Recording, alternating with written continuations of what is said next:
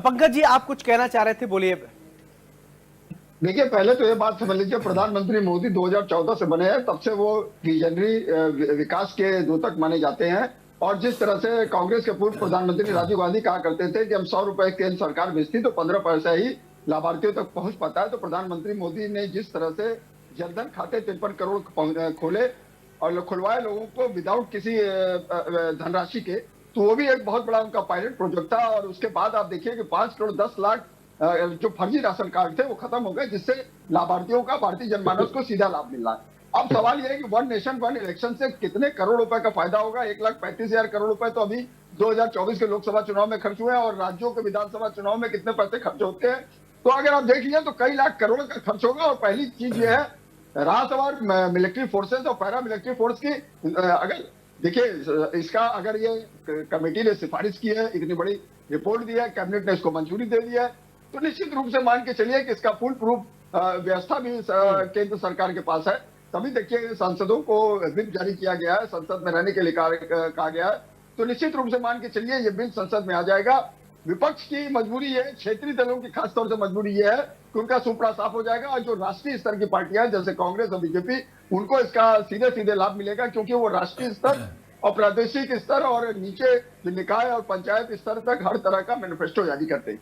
और सबसे ज्यादा नुकसान अगर होगा तो वो क्षेत्रीय दलों को होगा, इसीलिए वो लोग इसका पुरजोर तरीके से विरोध कर रहे हैं। तो लेकिन संसद में आप विरोध रखिए, और संसद में नंबर के ऊपर होता है, संसद में जिसका बहुमत होगा वही बिल पास कर पाएगा। जो 2/3 बहुमत से अगर वोटिंग होगी तो निश्चित रूप से मान के चलिए, और राज्यसभा में तो बीजेपी के पास पूरा बहुमत है, और लोकसभा में भी बीजेपी के पास, एनडीए के पास पूरा बहुमत है, तो निश्चित रूप से मान के चलिए गहन विचार विमर्श के बाद ये बिल पास होना सुनिश्चित है।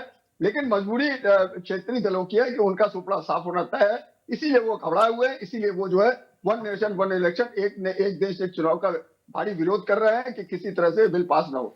मणिपुर की घटना में देखिए कितना वो हल्ला मचाते थे, लेकिन जब सरकार ने उस पर डिस्कशन करने को सोचा तो सारा का सारा इंडी गठबंधन का विपक्ष संसद से बाहर चला गया। किसानों की बात होती है, संसद में कुछ नहीं बोलते हैं, खाली बाहर निकल के आप इस तरह की बातें करते हैं। जॉर्ज सोरोस के मुद्दे पे आप देखिए कितनी बातें की जा रही हैं, लेकिन उसमें कांग्रेस कोई भी जवाब देने पे वो नहीं है। सोनिया गांधी के जॉर्ज सोरोस जो अमेरिका में बैठा हुआ है, उसके संबंध क्या है, इसके ऊपर जेपी नड्डा ने, जो नेता सदन है सभा के, उन्होंने उसको प्रश्न उठाया, उसे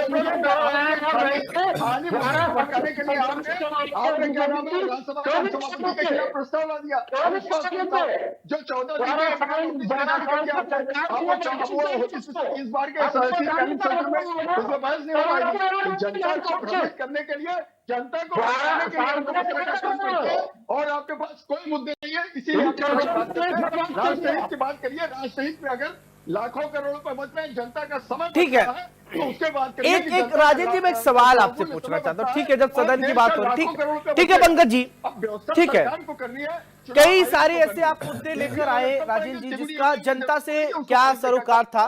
आपने इससे पहले आपने देखा, पहले आप रफेल चिल्ला रहे थे, फिर चौकीदार को लेकर आप चिल्ला रहे थे, अभी अडानी लेकर आप चिल्ला रहे। जनता के बारे में कब बात करेंगे? इसीलिए जनता कनेक्ट नहीं हो रही है क्या? एक मिनट पंकज जी, मैं राजेंद्र जी से एक ये सवाल थोड़ा मैं समझना चाहता हूँ। नहीं ठीक है, ओके पंकज जी, ठीक है, एक सवाल ठीक है राजेंद्र जी, सागर जी,